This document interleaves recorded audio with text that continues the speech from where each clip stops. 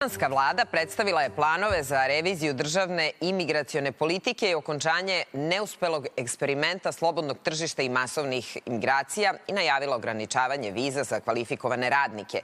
Prema novim planovima vize će dobijati samo diplomirani stručnjaci, dok će vize za manje kvalifikovane radnike biti izdavane samo za ključne oblasti definisane nacionalnom industrijskom strategijom, to prenosi Reuters. Iz vlade je saopšteno da će ove promene biti deo političkog dokumenta poznatog kao Bela knjiga, koji će biti objavljen danas sa ciljem da se britanskoj javnosti predstave planovi za smanjenje imigracije.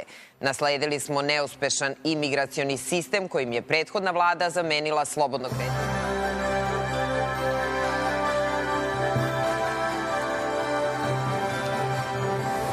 Svetska vest broj 1 i na našim naslovnim stranama. Direktni pregovori 15. maja u Istanbulu. Izgleda da će sesti dve zaraćene strane za sto napokon, posle više od 3 godine rata. Na naslovnoj strani današnjih večernjih novosti Putin nudi pregovore, Istanbul domaćin, odgovor Rusije Zapadu. Amerika odobrila novi veliki paket raketa za ukrajinsku vojsku. To je centralna tema od kažnjavanja naše zemlje, to je rekao juče Đurić.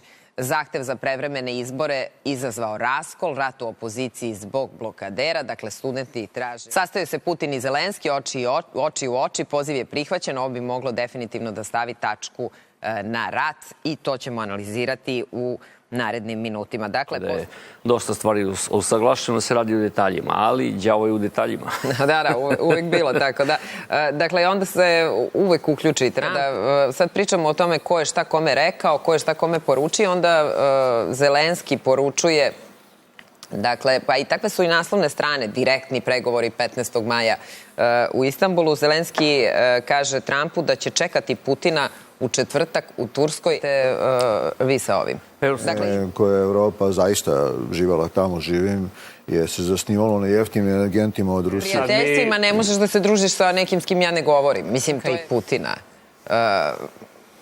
Nekako opasno. Srbija je sad ogroman, tamo je sve velike zgrade, veliki parkinzi, veliko prostranstvo i sad i mi ćemo. Jel hoćemo, a? Ako svi drugi, onda ćemo sasvim sigurno i mi. Pa dobro, što se ratovalo onda? Šta je Evropa dobila? Bila je stara teza šta će dobiti Ukrajina, bila je teza, po znacima navoda, zemlja za mir. Dakle, to je podrazumevalo da alale određeni deo teritorije.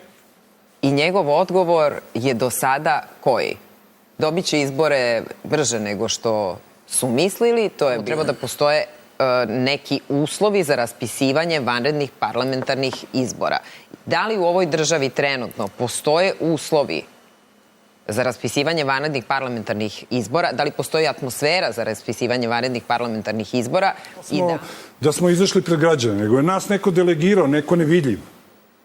I u startu vi kao novinar imate pravo da pitate, izvini, ko je tebe tu postavio, ko stoji iza tebe i ko odlučuje u stvari u tvoje ime. Dakle, to ne postoji nikad. Znači šta, razmišljam sad, učili su nas političari u poslednjih nekoliko godina da se krize, ako se desi kriza u društvu, da se to obavezno rešava vanrednim parlamentarnim izborima. I u Kosjeriću ili u Zaječaru već imate predstavnike studentskih lista, odnosno predstavnike nešto okupljeno oko studenata.